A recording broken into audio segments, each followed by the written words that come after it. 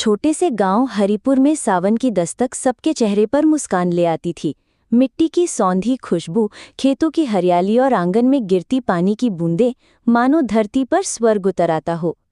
इसी गांव में रहती थी गुड़िया, लगभग 10 साल की चुलबुली चमकती आंखों वाली लड़की।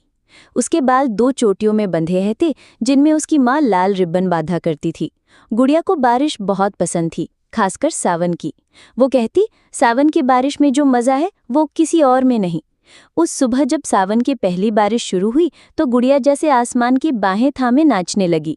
कच्चे आंगन में पानी की बूंदें पड़ रही थी और गुड़िया चप्पल छोड़कर कीचड़ में दौड़ती फिर रही थी।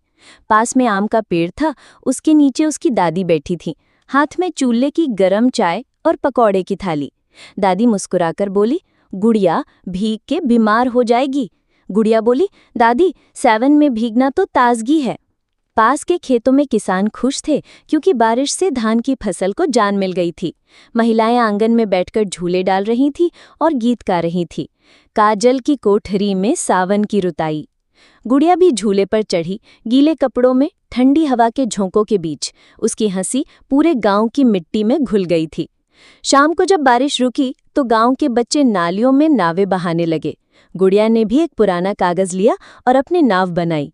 नाव पर उसने लिखा, सावन आया खुशियां लाया।